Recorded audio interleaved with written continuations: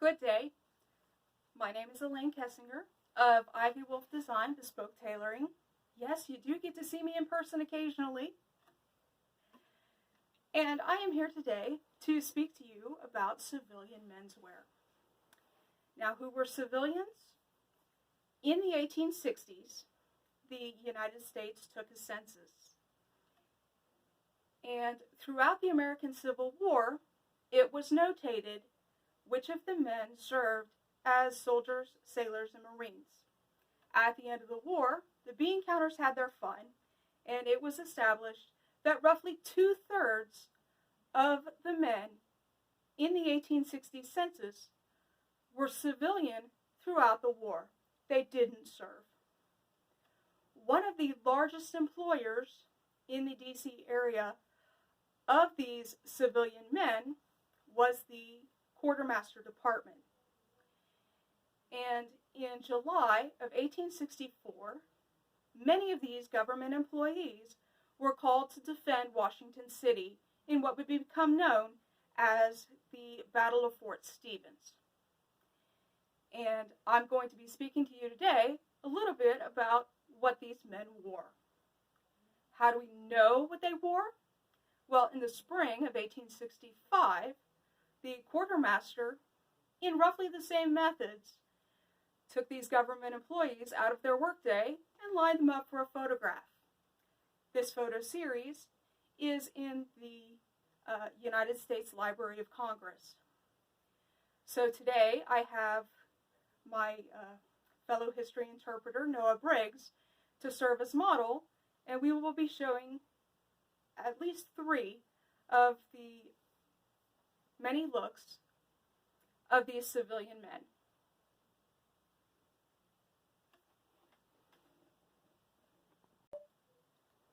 First off, we're going to head to the stockyards and the factories and the barns and the docks to see what some of the blue-collar workers, such as mechanics, factory workers, farriers, and the like, wore.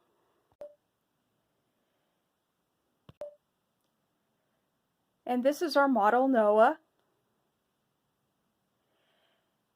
And we are first going to, of course, start with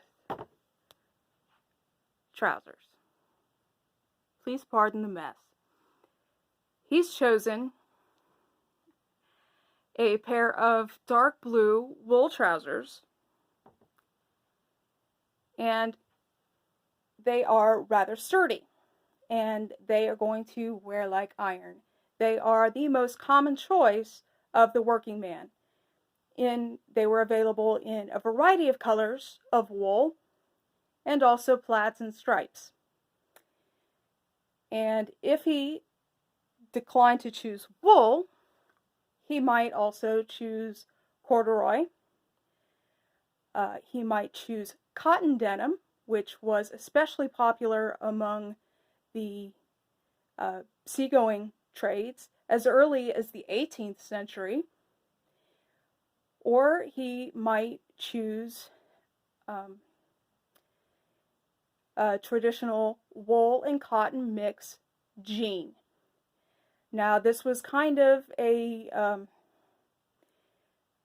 problematic choice in that prior to the war, it was called slave cloth or Kentucky cloth and was often given to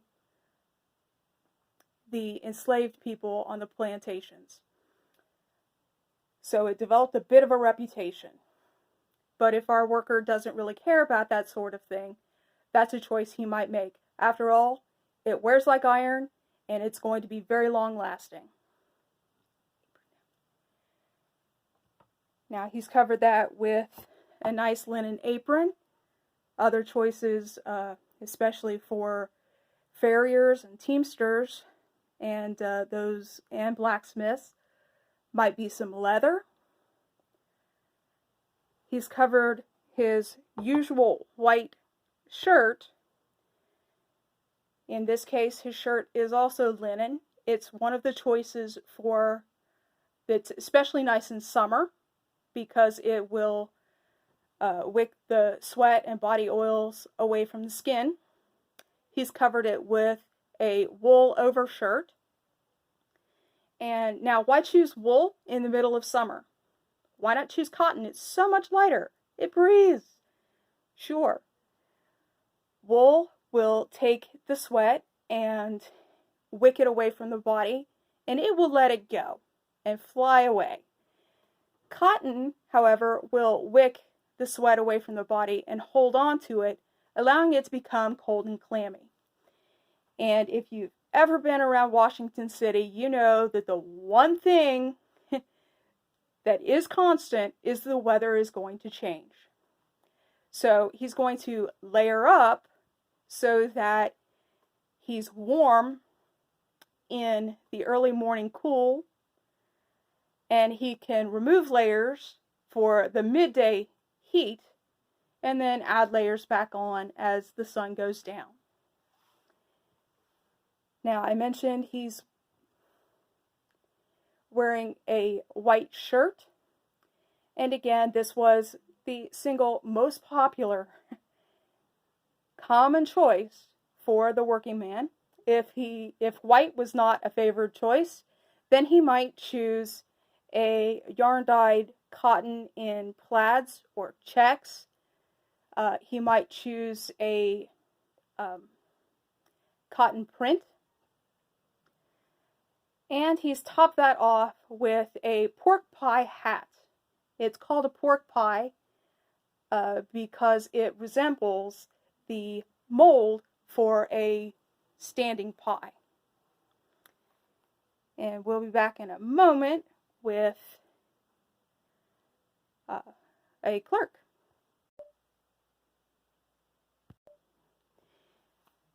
And we're back with what a clerk or a shopkeeper or a tradesman might wear. And again, we're going to start with the trousers, and you will see that he's changed them out for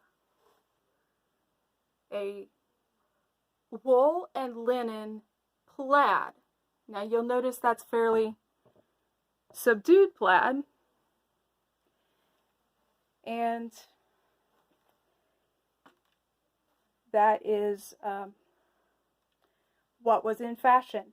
Prior to this, in the 1850s, they were really fond of big, bold plaids, and just after this time period, starting 1865 to 67, they went back to the really bold plaids in really bold, eye-searing colors. And that was a lot of fun. There's a lot of jokes about, oh, wow, I saw my upholstery walking by.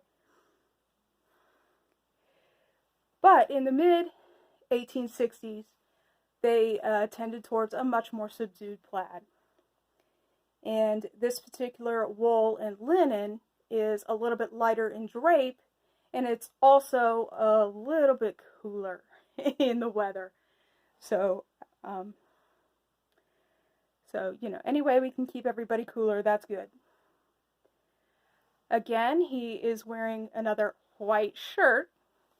Now, as we move up the social ladder, we're going to see a lot more white shirts and a lot less prints and checks and stripes, certainly for business wear. This particular shirt is French cut, which means it is tapered in the sleeve and in the body so that it is a little less bulky than what was seen previous.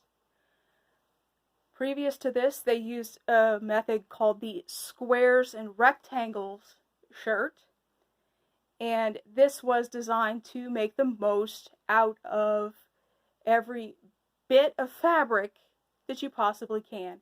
And instead of tapering it to the body, they would gather that fabric in.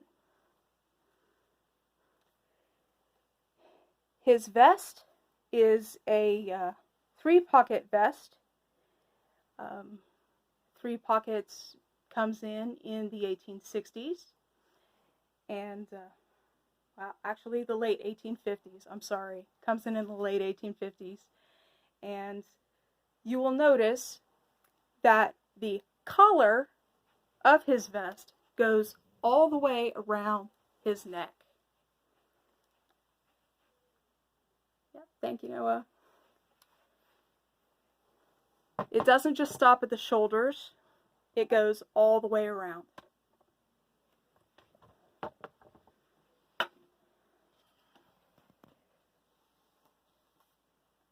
And this particular vest, again, we're going with the wool. He's got a few other choices that we'll see in just a little bit. His cravat, or as we would say in the modern times, necktie, but in this era it's called a cravat, and it's rather slim with a jaunty bow, and this was rather popular for the young and hip. And so with his rifle, once he's issued ordnance, he's good to go, ready to defend Washington City.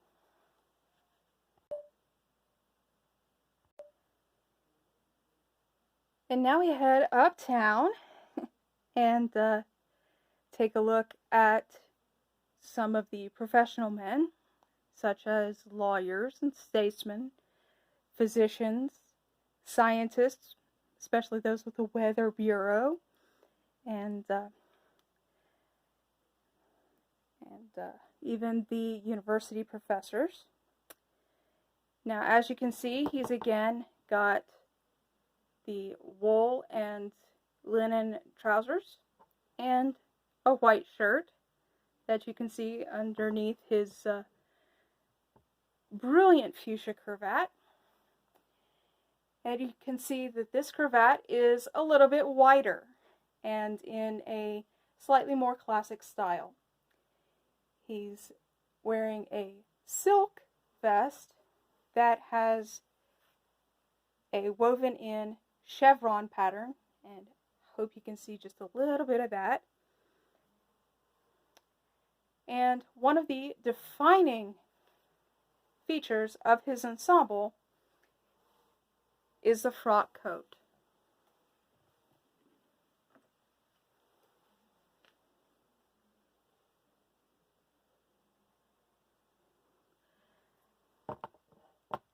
The frock coat was considered the classic choice, and black happened to be a very popular color for frock coats. Why black? It was classy. It was classic. You could go just about anywhere, and it was appropriate to just about any occasion.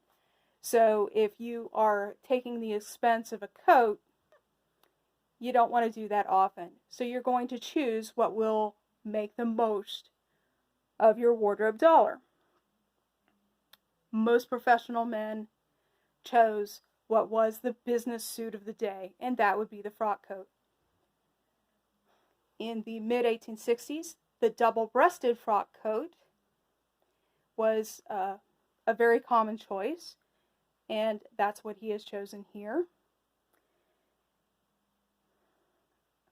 In the cutting systems of the era, which is the patterns that the tailors are using to choose the style elements, it's called a cutting system. There are 2 divisions of coats. There are the frock coats and the pale toes. The frock coat is distinguished by having the body and the skirts cut separately, and if you could go ahead and show us that, please. The body and the skirts cut separately, and so you're going to get that very distinct seam line right there at the waist. In a pale toe, and let me get you an example here.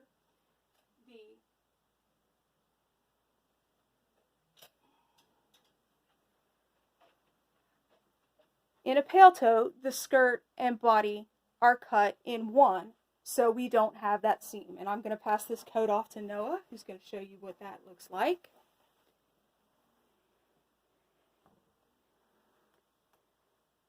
And you can see there's no seam there.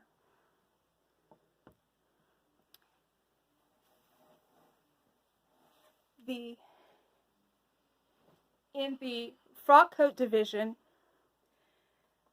there are two main coats that we would be familiar with. The frock coat, as you see here, and the dress coat that is worn for formal occasions.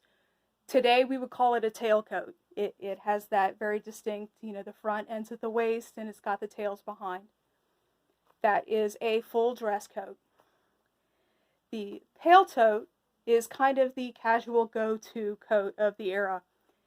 And each tailor has a wealth of names, fashion names that he chooses, such as a walking coat, a Norfolk coat, and the French walking coat, and the English walking coat, and the countryside coat, and the pilot coat, and the pea coat, and the reefer. So many names. And each one is just that little bit different. And one of the most famous is used for the military coats, and that cut is called the sack coat. It's part of the pale tote division of coats. Now, topping off Noah's ensemble, yes, I made a pun, is the top hat. This was the classic hat choice, and today we think of it as fairly formal. To them, it was another hat choice, and it was certainly the business hat choice of the day. And while Noah's hat is not quite as tall as Mr. Lincoln's, it still makes him quite a nice target. So, this has been a tour through the civilian menswear for the men in the Battle of Fort Stevens. And I have enjoyed speaking with you, and enjoy the rest of the festival.